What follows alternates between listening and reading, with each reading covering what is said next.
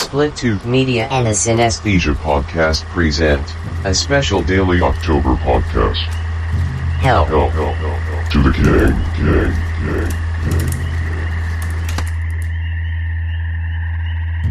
Jason, have you read Stephen King's books?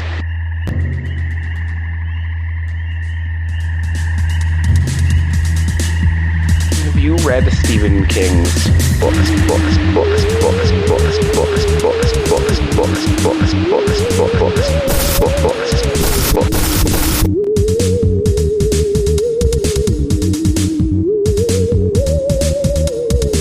King movie, a Stephen King movie.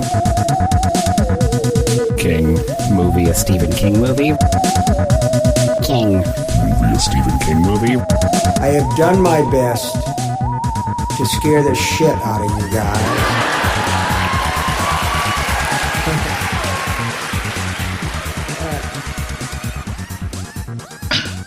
All right, so I'm gonna start creeping.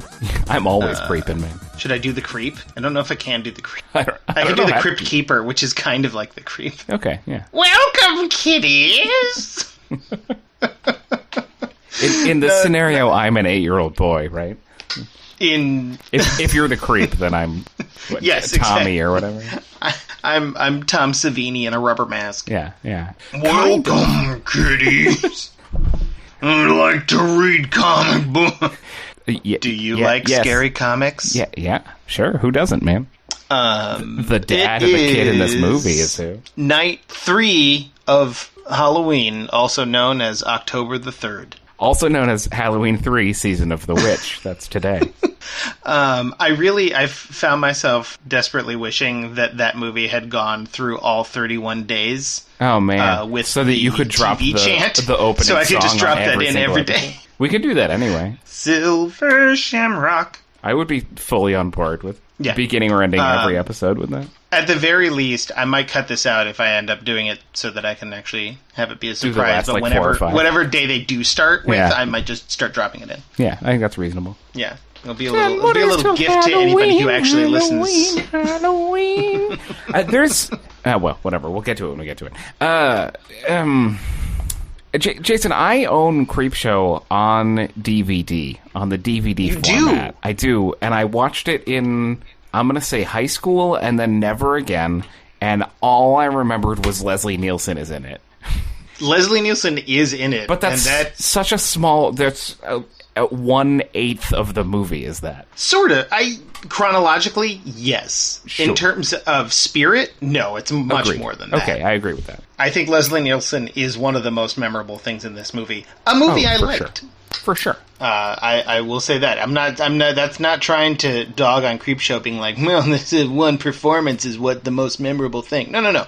I quite like this movie. Yeah. And then on top of already liking this movie, Leslie Nielsen's playing a full-on creep. Like, what a star and he's turn. Really good. How many people, here's my question, how many people, I feel like very few, get the chance to make 2 huge about faces in their career? Right? Like, Leslie Nielsen starts as a drama guy, and then in Airplane, they're like, we're going to cast you against type, and then he has years of being a wacky comedy guy, and then he gets to do this, where he's like the scariest dude in the whole movie. Oh, totally. Although, I feel like this was before the bulk of his comedic roles. Oh, I guess that's true. When was Airplane? Like 3 years before this? I think so. Yeah, okay, all right. But then, like, Naked Gun movies are all after. They're all after, right? Police Squad also was probably after this. That's interesting. In my brain... No, Police Squad, the TV show? Yeah. It had to have been after Airplane, right? So it must have been mid-'80s. But it also has to be before all the Naked Gun movies. I don't know. We don't have to break down Leslie Nielsen. Yeah, I don't know.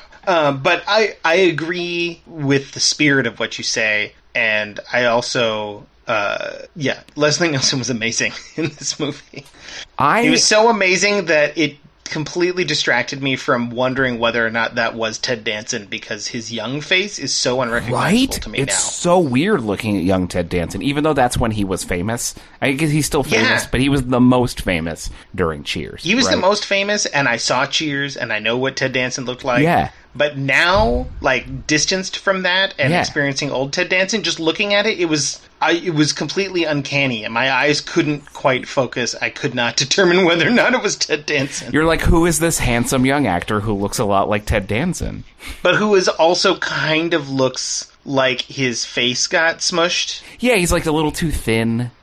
He's a little too thin, and his face is a little too wide. Mm-hmm. Like, he's a very handsome man, don't get me wrong, but also it looks like maybe his head was a perfect square. Yeah, like that then got, like, chiseled into a human face. Like he's a Minecraft character. Yes. He had strong Minecraft energy. Yeah. That's actually, I think that's where the idea for Minecraft came from, was Cheers. Oh, that makes sense. Yeah. So can we just super quickly dip into... So we did Creepshow 2, and Tales from the Darkside, the film, which is a lot. We watched 25 short films in the We're in the course not gonna touch most of it. But I didn't realize, Jason. So Creepshow's 1982, and then Creepshow 2 was 1987, and between there's a Tales from the Darkside TV show, and then Tales from the Crypt, the TV show, based on the comic book that they're riffing on for Creepshow, doesn't start until 89. This paved the way. This is what spurred that. I always assumed that existed before this, having never bothered to check. The Creepshow, I guess we should, like, introduce this like we actually are running any kind of operation here. No. This is the third episode of Hell to the King, and this episode, as Jim has already said, we are looking at Creepshow 2, and Tales from the Darkside, the movie. This is the Stephen King, George Romero collaboration series. We're doing these a little bit out of chronological order because we're skipping ahead to do the sequels. And normally we're not doing sequels, but these are all have some involvement of Stephen King. Yeah, they're all King related. The first one, the Creepshow and Creepshow 2 are the most King related. I guess probably Creepshow 1 is... It's a close call because all of the stories in Creepshow 2 are based on Stephen King stories, but he actually wrote the first one and also has a star turn in one of the episodes. This is our first Stephen King showing up in a movie, which is delightful and starts a trend, I think, of him getting the doofiest, most fun character to play. Oh, yeah, for sure. I was worried going into this that we were going to have these three movies that, as you said, is like 40 short films. Yeah. And all I was going to want to talk about is Night Riders. Well, I was just going to say, that's actually the first Romero Stephen King collaboration, right? That's before Creepshow. Yeah, and when we say collaboration, Stephen King as a man who eats a hot dog and makes a dumb face. Yeah.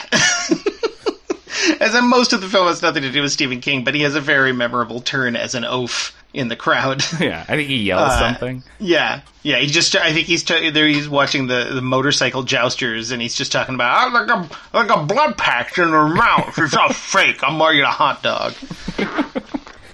George Romero. Wait, that's a kind of cheese, right? Yeah. Yeah, okay. George Pecorino Romero. Is regionally controlled. And grates nicely onto pasta. Yeah. Take that home actually, he's probably Italian, so that might be a hate speech. Oh, no, I'm so sorry. No, George Romero is, of course, a fucking horror legend, and it's worth mentioning that we're still in this unbroken streak in these early films of heroes? Insane names taking on these King movies. And this one was King actually collaborating with Romero directly. It's not based on... Because they were friends, King. Yes? Well, they... at some point in time, they became friends, but I think they became friends because essentially Stephen King got famous as a horror writer, and at some point in time in an interview was asked what his favorite horror movie was, and he said Night of the Living Dead. Oh, okay. And then, he hooked up with Romero, and I think it was a situation where they were both excited to meet and work with the other one. Romero possibly in part because working with King is going to get him a bigger budget than he might have otherwise had. And, King excited because who doesn't want to be in the movies? Yeah. And Romero had made already one of the greatest horror films of all time, a couple of the greatest horror films of all time. Which ones are those, Jason? Well, at least Night and Dawn of the Living Dead. And we might talk about Martin. and I feel like there's another one that I'm forgetting. I'm not counting Knight Riders, even though I adore Knight Riders because it's not a horror movie. But they also already were friends at that point, right? Because King's That's true. That's contemporaneous with Creepshow. Yeah. But he definitely made Night and Dawn before he made Creepshow. I think he made The Crazies before then, too, which I'm not necessarily putting The Crazies up in the pantheon or anything, but it's pretty dope. Yeah, it's like worth a watch. Yeah. So it's... And again, Creepshow, at least the first one, is not based on King's stories. It's actually original stories that King is writing as a screenplay for Romero. Yeah. Then the second one is Romero adapting King's stories as a screenplay for another director, which I just think is a funny parallel. Yeah. And it's also interesting to look at them and see, like, the strengths and weaknesses of King as a writer, the strengths and weaknesses of Romero as a director, and then Romero as a writer versus somebody else directing Romero's writing. It's all very... There's interesting comparisons and contrasts you can make. Because I think that first movie is super well directed. Yeah. And the second movie is fine. Yeah. Like, it's totally competently directed. Yeah. But it is, in some ways, better written... cinematically speaking. In terms of the way the stories it's more are... written to be a movie. Yeah, whereas Stephen King's script for Creepshow... It's just stories. I think has better movie stories, for the most part. Yeah. And they're better directed, but the way the scripts are done is not as cinematically satisfying, Agreed. I feel like. Agreed. And Tales from the Darkside is super uneven. Oh, yeah. Like, the other two feel like you're like, I am on a ride that stays the same speed the whole time. And Darkside is like, it's just all over the place. Well, because for better or worse, those first two movies, each in their own way, they are Stephen King movies. Yeah, yes. Like, the first one's all written by King, second one's all adapted from King. Yes. Tales from the Darkside, it has one King segment. Yeah. And it's the best segment, the reason we're doing is that it stems from Tales from the Darkside, the show that King and Romero, like, caused to have made. Yeah. But then King wasn't making it. He just, his name was on it. Some of his stories were adapted to it. Right. But it's a couple more degrees removed. Yeah. But I thought he... Well, okay, so we'll explain what Creepshow and Creepshow 2 and Tales from the Darkside is. Creepshow, we can focus on Creepshow for the moment. Yeah. Is an anthology film that is tonally based on old EC horror comics like Tales from the Crypt and Vault of Horror and Haunt of Fear. They create their own version of those things, their own mythos, a Creepshow comic book that only exists in the world of the movie. Although I guess it did then exist in real later life on, after the movie. But it's designed like a Tales from the Crypt comic, and it has a Crypt Keeper type guy named the Creep. I think in the first movie it's a skeleton, and in the second one it's Tom Savini in a rubber mask. In the first one, it's very much like the Crypt Keeper, right? It's sort of this like dead, gaunt, like cackly thing. Yeah, but no puns. No what? No puns. Oh, that's true. He doesn't make jokes in this one. Yeah, but in Creepshow 2 he does. In Creepshow 2 they do the full puns with like the narration of it. And Creepshow 1, it's a little bit more suspended with between seriousness and a comic tone. And the second one, it leans way more into the comic tone. So this movie, they all have wraparounds, all of these, right? Which movie, Jim? There's 3. Creepshow. Well, you said we were sticking to Creepshow for I know, I'm just being an asshole. Oh, okay. It has a wraparound, and it's crazy. It starts with a kid who's reading a horror comic, and his dad is like, "Hey, I'm throwing out your horror comic because it's bad for you," which is, a wrong thing to do. And then the kid is like, "I hope you die," but in a really literal and intense way. I hope you rot in hell. Yeah, and you're like, "Whoa, kid, that's not correct." Well, it's interesting because they're definitely playing, like they're making fun of the whole, seduction of the innocent comic books leading to juvenile delinquency thing. I don't know if you watched all the way to the end of Creepshow 2. Oh, I sure did. If we're going to jump around, let me just... So the end of Creepshow 2 is the thing I've watched the most out of any Stephen King movie. I had never really watched all of Creepshow 2, but I've watched the part where Tom Savini in a rubber mask throws cartoon bats out of the back of a truck probably 500 times. It was on Netflix for a while. I don't know if and I would just jump to that part and watch it over and over again. I am in love with that one moment. I mean, it's a beautiful moment. It's so good. But did you watch all the way to the end of the credits? Oh, probably. Because that's what I was going to reference, is that at the end of the credits of Creepshow 2, they roll up this big, long quote from Collier's in, I guess, in the 40s, talking about how, Dr. Frederick Wortham and the whole comic book cause juvenile delinquency is total hokum. And so it's this it's like final middle finger mission statement, we grew up on these creepy comics and we loved them. But the films themselves posit that reading these comics turn your kids into creepy ass murderers. Yeah. And magicians and so far all of our Stephen King movies have had a sort of very strong sense of justice, like cosmic justice. And it just goes out the window in all three of these films. Oh, these are complete they're like, if you can have a nihilistic goof, these are nihilistic goofs. Yes. It's just everyone is doomed. It doesn't, there's touches where they're like, ooh, somebody did a thing and now they're going to have to die because of it. But for the most part, it's just violence against everybody. Oh yeah, no, it was actually jarring at the beginning of Creepshow 2 when there was a real story with recognizable themes and stakes, because all the stories in Creepshow 1 are dumb as shit. Oh, they're so stupid.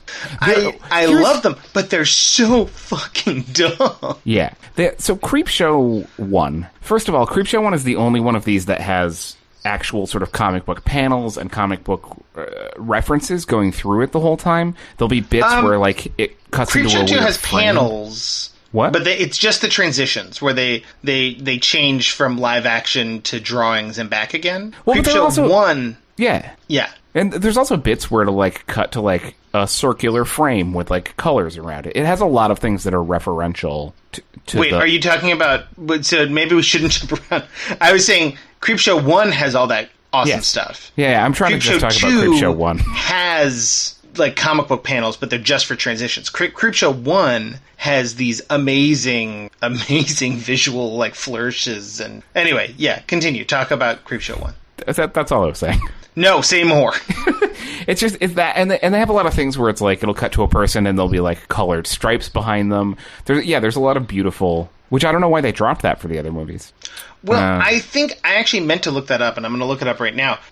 Who shot the different movies? Because Creepshow 1, it's like George Romero doing Bava or something. Like it is. There's a lot of red. So every single one turns red and blue at some point. Yeah. Like when things get really raw, everything turns red and blue. And I think in every single story. Yeah, I mean, maybe I don't know if they were trying to just do like a 4-color thing for the comic, or if that even crossed their mind, or if they were just playing with color for the emotional effect. But they definitely had a set of rules they were playing by. It just looks so... I was shocked at how gorgeous that movie looked. Yeah. Like, I just enjoyed looking at it so much, and it did feel like it was... It felt like it was aping, like, Bava or Argento. Like, it made me wonder if it was, something that Romero picked up post working with Argento on Dawn of the Dead or something. Yeah. But I don't know. I'm looking right now at the director of photography, and he has shot 5 movies. His name is Michael Gornick. Oh, good old Gornick. Yeah, you know Michael Gornick. Yeah. Because he's around a lot of this stuff. He's shot Martin, Dawn of the Dead, Night Riders, Creepshow, and Day of the Dead. Oh, that's all good. He has a 100% success rate. Yeah. But this movie looked like nothing like those other movies. Like, those other movies look great, but this just looked insane. None of those other movies is super stylized like this. No, I really was impressed with that. Yeah. I also think this movie has a wraparound segment and then 5 stories in it. And it is chock full. 2 hours long, and I don't know why they didn't just shoot one more story and make it 2 movies. Well, I honestly, because I think they really had a dedication to making this a stuffed comic book of a movie. Like, those comics, when you read them, have a bunch of stories in them. Yeah. And I like that having so many stories really gives them no choice. I think they were going to do this anyway, but it gives them no choice but to just cut to the chase. Like, every story just moves so quickly and gets to that point where something gross and or weird or funny happens, and then we're out. Yeah. Do you want to just like quickly blast through all of those stories? Oh yeah, that's probably a good idea. So it has the wraparound story of a kid whose dad throws the comic away, and then the conceit of the movie is that we're seeing all the stories that were in that comic. Yes. So the first one is Father's Day. Which, this is probably the most quoted one, because a dead guy comes back and demands cake. Oh, is that true? It's gotta be. Okay. I thought it was the dumbest. It's so dumb. It's so stupid, this one. Like, there are some all really the other lovely ones effects, had more... Yeah. But it's so stupid. There's like because a beautiful... that is literally all that happens. It's not like there's an ironic twist. No. Or anything at all. It's just people waiting around. Yes. And a dead guy comes back and wants cake because he was killed when he was demanding cake. They are genuinely all bored. And you're like, why am I watching other people be bored? Although I could watch Ed Harris dance like that all day. Ed Harris dancing is worth looking up. He's got a weird neck jerk. I've never seen a person dance like that. Yeah, it's pretty great. The cast in general in this film is pretty strong. Oh yeah, yes. They're clearly like calling in some favors. They're like, hey guys, this is going to be the dumbest, most fun thing. I just need you for 4 days to shoot this piece, you know. And then Ted Danson shows up. Yeah. That one's dumb. I agree. Yeah. I love how it looks. Yeah. I love a lot of things about it. Yeah. But oh boy, is it dumb. The second next one is really good. It is. Here's where I feel like the baseline story of this one is also just really dumb. Yeah, but it owns it in a certain way that the first one doesn't. This one is just an excuse for Stephen King to be a dope for 10 minutes or 12 minutes or however long it is. Yeah.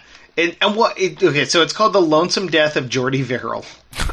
And Stephen King plays a guy named Jordy Verrill who is just like a cartoon yokel. Yeah. Like beyond any sense of an actual character. Yeah. He's just like a total, complete... I don't even know how to exactly describe him other than just a cartoon, like, mountain yokel. He's got overalls on. He has a dumb voice. Yeah. He talks to himself. He's cross-eyed the whole time. Yeah. That's a meteor, I'm sure of it. Yeah. And he's the only character, really. He has, like, fantasies about selling this meteor, and about going to a doctor and stuff. Yeah, but so the same guy plays, like, 3 different parts in his fantasies. Which is so beautiful. But yeah, no, so this one's super dumb, but it's also, first of all, it's simpler. So the first one has this whole tortured backstory of, like, people are sitting in a room and they're talking to each other and then they ask each other about what this other person did. So then you see this other person's backstory and then you see this thing happen and it's the one that drags the longest to get to the fun part, which is when the guy comes back from the grave and demands cake and kills everybody. Yes. Lonesome Death of Jordy Verrill is fun right away because it starts with Stephen King's yokel almost getting hit by a meteor and then just running up and being a goon looking at a meteor. I think that's the whole movie. And then turning into a plant man. Yeah. That's the whole thing. It's the whole thing. And it's there's beautiful. This great, weird little bit where he sees, like, his dad comes to him in a mirror and tries to tell him what not to do to get eaten by this alien vegetable that came out of a meteor.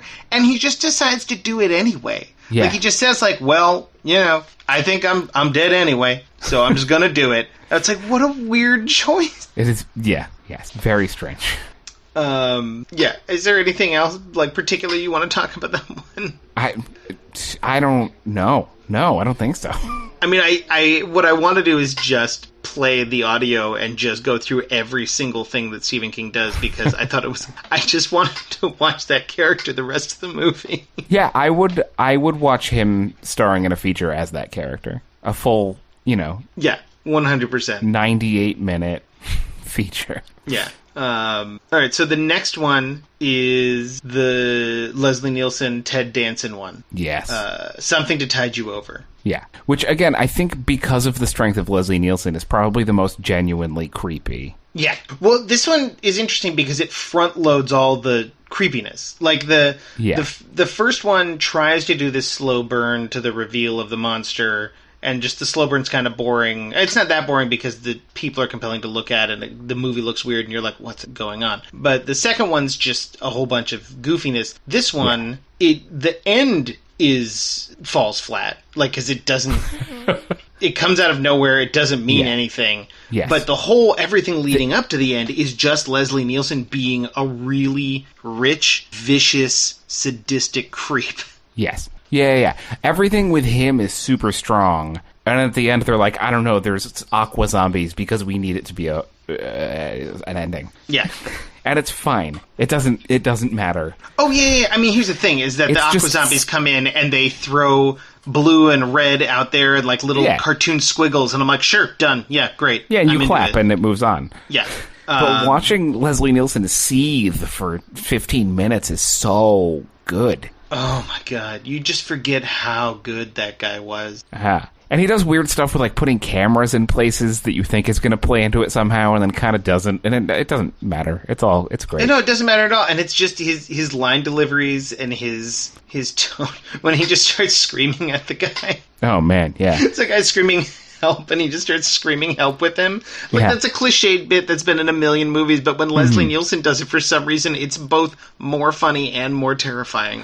Yeah, and that's sort of the beauty of it, right? Because he's being super intense and weird and scary, but it's still... A lot of it is still funny. Yeah, and I genuinely don't think it's funny because I know that Leslie Nielsen is funny. No. Like, I wasn't watching it and feeling like, oh, I'm watching the funny guy do a monster bit. No. That's just what he has in him. Yeah. He's got that kind of tonal control. What a hero. Oh, my God. All right, then there is The Crate. But what happens in The Crate, Jim? So, Hal Holbrook is married to Adrienne Barbeau and hates her because she's loud and hates her because she's awesome. What? He hates her because she's awesome. Yeah, she's the movie like definitely a little rowdy that. And a little bit drinky and like. And here's the thing that bugs me about this story is that the two of them are just a bad match. It treats it like she's bad, but she's real cool. I would hang out with her, not just because she's Adrienne Barbeau, but because her character. She's like a rowdy, cool lady, and he's like exceptionally meek, and they irritate each other, which makes sense. They shouldn't be together. This is a movie about two people who should have gotten a divorce, and instead he tries to murder her with a monster in a box. Yeah, after fantasizing about murdering her in many other ways. Yeah, and you're like, just leave each other. Yeah, it is very confusing, and I guess if I squint, I can see a world in which, like, she would never leave him because she's decided that she likes being in charge of this relationship, and if he divorced her without her, consent, then she'd take all his money or something. I don't know. I'm sure there's something that middle-aged divorced guys would understand about this that I don't. Yeah, maybe. But that doesn't make something good. That's usually a marker of the worst qualities of our culture. So, but that said, it's another one where I think the acting is pretty strong. Like Hal Holbrook is great, and I think that honestly, after he's killed her, I think that there's like a whole sequence where he and his friend are playing chess and having a conversation that I think is so strong. Oh yeah. And his friend, who plays his friend? I can't remember all of a sudden. It's someone also I know. Yeah, he's really... I feel like he's almost even better than Holbrook in this one because he just gets so much to do. Yeah. Oh, shoot. I'm blanking on his name. I won't remember it in time. But, it's another old famous the guy. acting's really strong. Yeah. I mean, that's a through line for this whole movie. Like, and that is... Yes. It's really strong people carrying intentionally dumb stories. Yeah, like it's a credit to the actors, but also I feel like a credit to Romero. Yes. To cast and get these performances out of these people for stories that don't deserve them. Yeah. I do think that the monster in the box is probably the worst effect in this movie. You mean the monster, the way he looks? Yeah, when you see his face, I'm like, oh, okay. I feel like every other creature makeup thing, when it pops up, I'm like, yes, correct. And this one's just a little goofy for me, which is, it's a matter of taste. Sure. But I mean, I think I agree with you.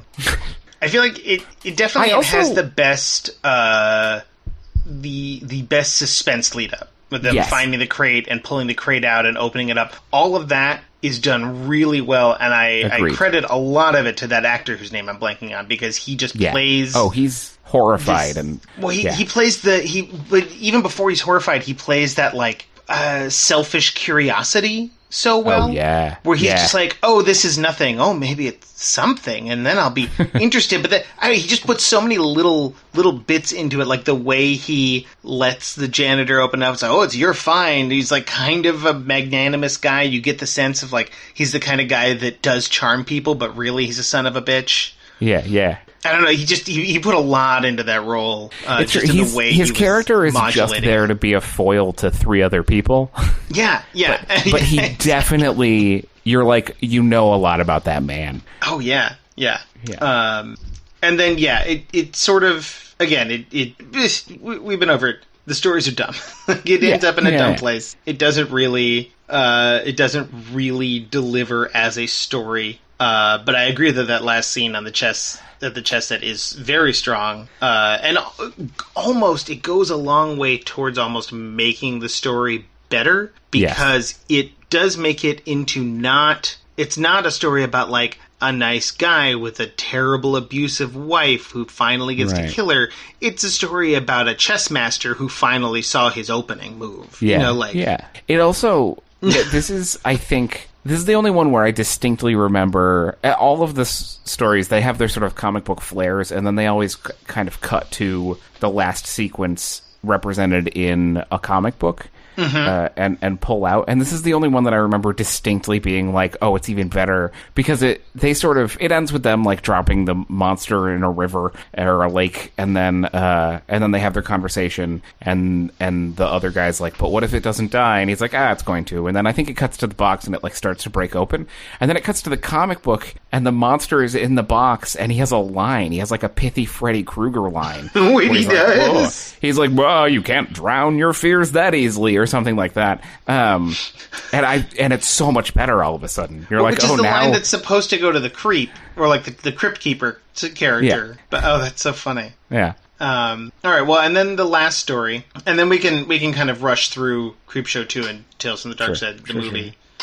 Because Creepshow is really, I think we're in agreement. Creepshow is the star of the show here. There's things to like about the other stuff. I would say Tom Savini throwing bats is the star of the show. Well, okay, yes. But if we're going to pick a full movie, then yes, Creepshow. Yeah. So the last story is they're creeping up on you. Crazy rich guy lives in a high-tech Howard Hughes like clean apartment and is obsessed with bugs, and then bugs get in everywhere, and then he dies. Oh no! Yeah, that's the whole thing. This one, out of all of them, made the least sense to me.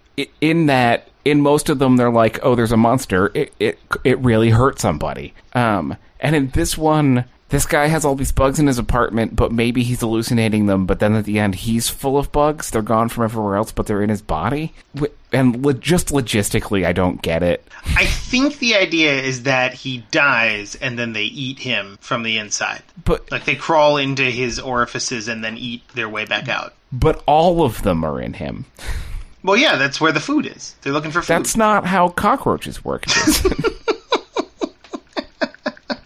I have a logistical issue. When your creature is a weird monster that you made up, sure, make up your own rules. But if your creature is a million cockroaches, like, I know roughly what they would do. They wouldn't climb inside a new corpse and hollow it out and then burst out as dramatically if in a chorus line? No. No, sir. A cockroach kick line? No, they would just be everywhere. Like they are for most of the movie, they're everywhere. And then at the end, they're like, oh, there aren't any. And you're like, oh, maybe he was crazy. And then they're like, no, he's full of them. I suppose to me it wasn't any dumber than anything else. Yeah, no, I have weird hang-ups, maybe. I know, but I get it that, cockroaches are real and Arctic crate monkeys are real, but the rest of the things aren't. Yeah. And like so, an Arctic crate monkey might eat you if you got too close to its crate. And that's all it does. Yeah. No, I get that, but also it was just such a dumb flourish. Yeah. Like, not only was dumb, but again, unnecessary. Like, whatever point there was to the story, which was pretty hard to figure out, they got to it just by having him die in a room full of cockroaches. Yeah. And it is a delightful moment, and I don't know why I'm overthinking it. It is a weird story in that there's all of these little... It all takes place in one room. Yeah. But there are all of these suggestions of an outside world through the people he talks to on the phone and the radio that he's listening to. Yeah. And those it's almost... I kept waiting for it to be better than it ended up being, only because those suggestions seemed like they were almost trying to do something interesting. Yeah. Well, I mean, there's who has the famous movie gun, Jason? What?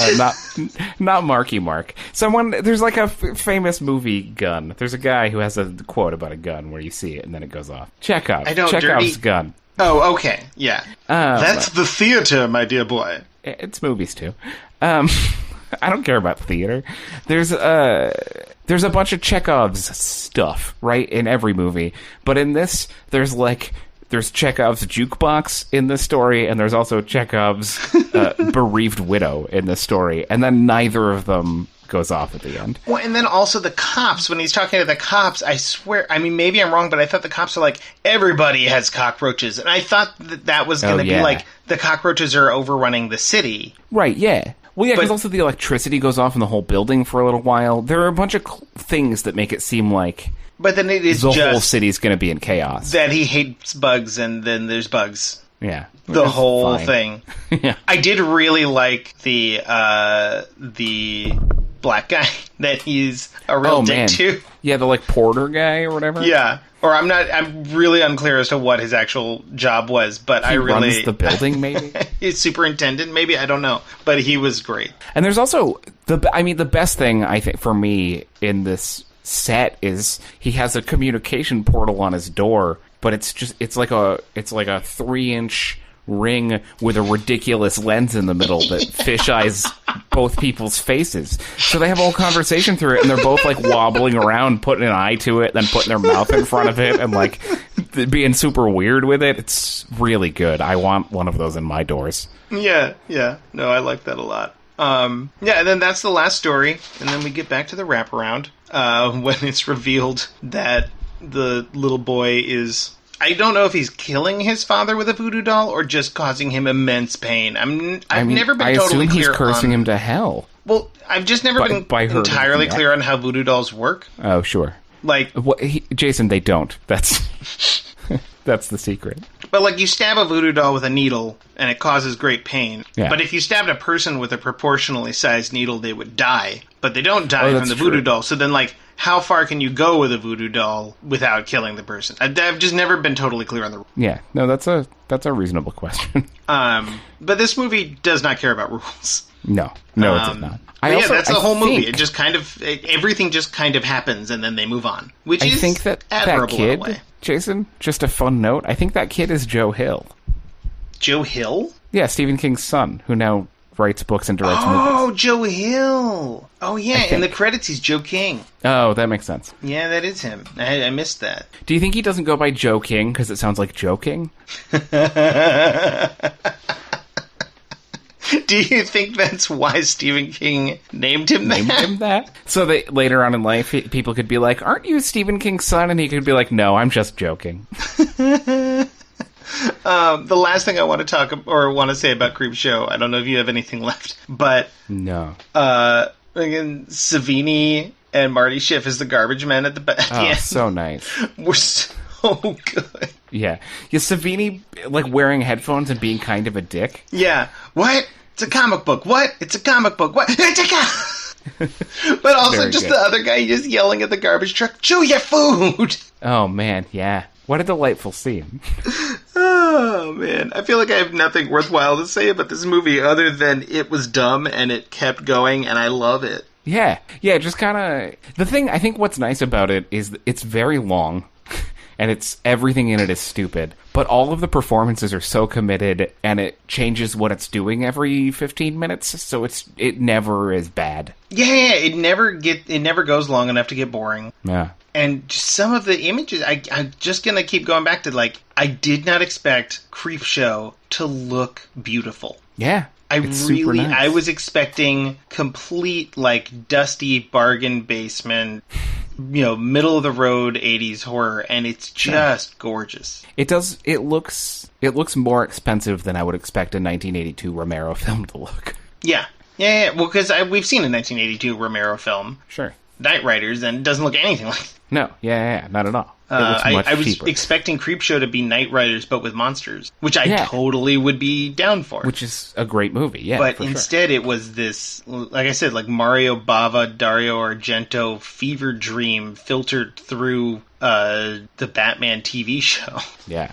All right, Creepshow 2 and Tales from the Darkside, the movie. Tales from the Darkside. So I really only tacked Tales from the Darkside, the movie, on here because I thought it was an interesting story, or a half-interesting story, that Romero and King tried to make a Creepshow TV show, but they didn't own the rights to the name, so they had to switch it to Tales from the Darkside. And the only reason I find that interesting is because I used to watch Tales from the Darkside in syndication when I was a kid, and then this reminded me of it. And that's the whole end of the story. Sure.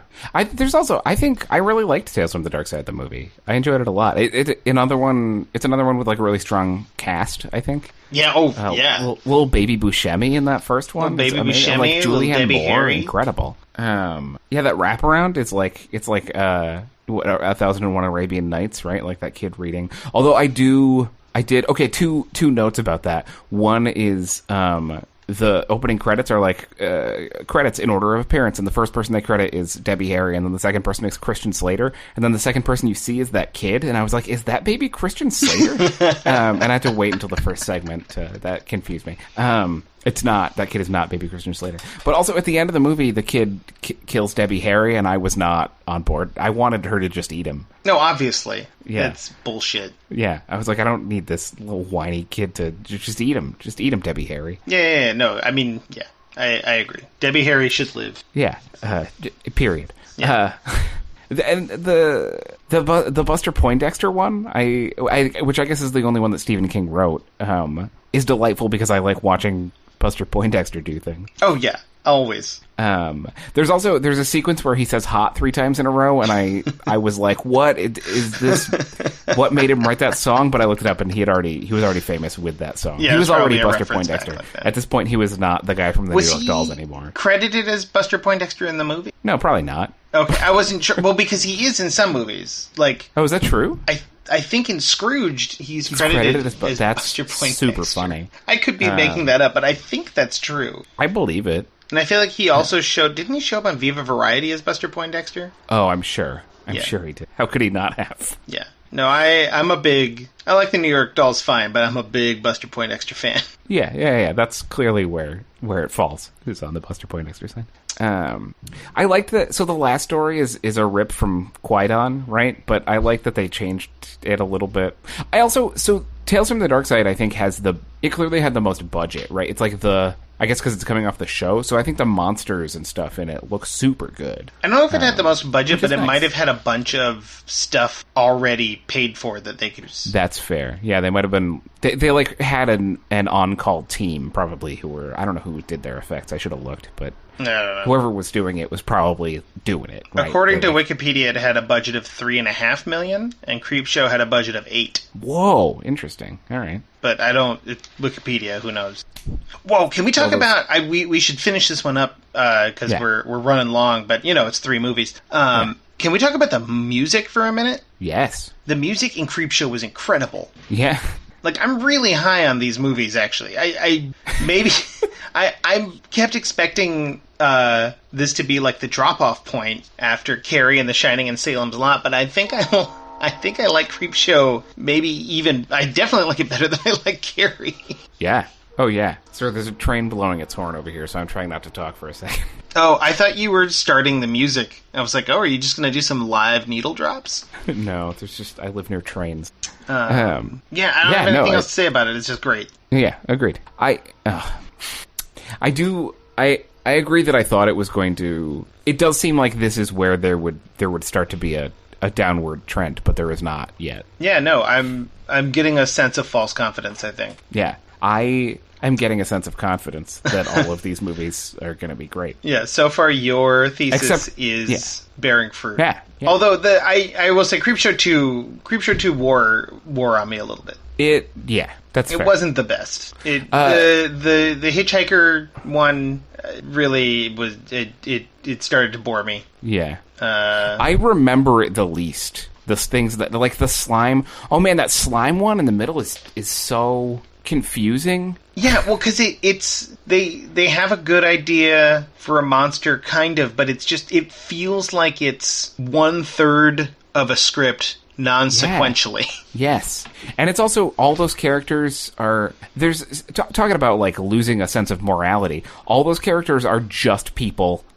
They don't do anything that even implies they should get murdered until two of them are already dead, and then one dude gets super creepy on that other lady. Yeah, and right at the very end. That one was actually the one where there were all of these hints of where I assume in the King story, which I haven't read, I assume there's all kinds of internal stuff going on with the different people and like their points of view and what they're thinking and feeling that make it a little bit more of a complex presentation. But in this, I think like Romero just went... He didn't do the thing that other people do, which is cut them out. But he just kept them in, but didn't explain any of them or give us access to them in any way. They're just four people. And it starts out with that one girl being very dreamy, looking out the window, and you're like, oh, is she going to have some sort of connection to this? Nope. No, she's just going to die first. Yeah. To this thing that doesn't make any sense and is never explained. And the whole gag is just no swimming. Yeah. At the end. I guess that's it. That's the moralistic thing, is that they broke a rule that was written on a sign that was hidden in the middle of a bush. And I don't even know if that is supposed to be a moral. It's just a gag. Yeah. So, again, not uninteresting, but did not thrill me. No, not as good as Creepshow for sure.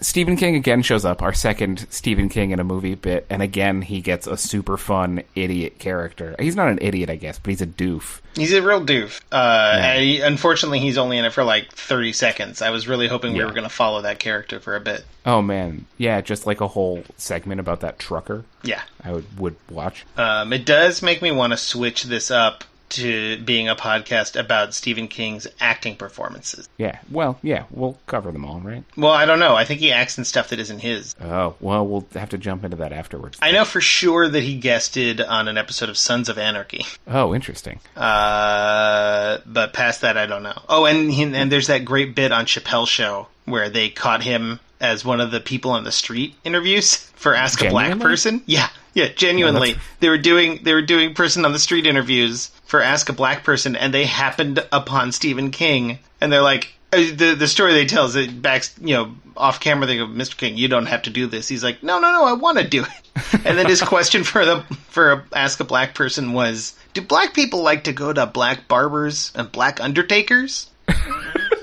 Oh, that's really good. Stephen King, underappreciated performer. Oh, absolutely. All right, well, I think we're going to wrap this one up. Yeah, like a movie.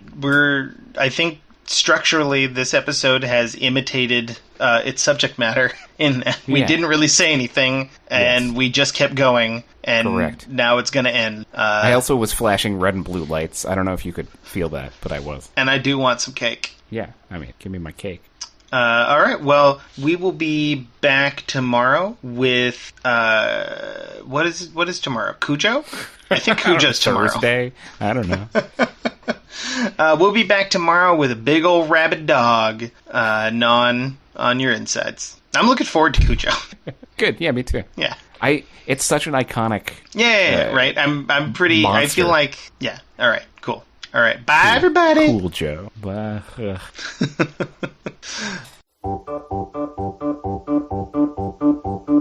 Happy, happy Halloween, Halloween, Halloween. Happy, happy Halloween, Silver Shamrock. Happy, happy Halloween, Halloween, Halloween. Happy, happy Halloween, Silver Shamrock. It's almost time, kids. The clock is ticking. Be in front of your TV sets for the Horathon. And remember the big giveaway at 9. Don't miss it. And don't forget to wear your masks. The clock is ticking. It's almost time. Happy, happy Halloween, Halloween, Halloween. Happy, happy Halloween, Silver Shamrock. Hell to the King is a special presentation of the Cinesthesia podcast, produced by Iguana Donald Studios, and distributed by Split Tooth Media. Music by Loyalty Freak. Hell to the King is recorded before a live studio audience who is not sure where they are, or why they have come. But they felt the call to come to us. When they leave they will never remember what has happened. Maybe you have been here too. Maybe you will come tonight.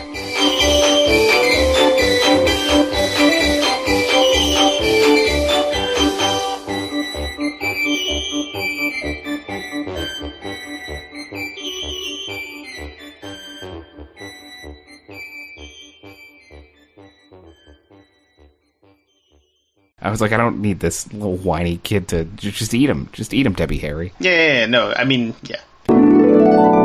Cinesthesia.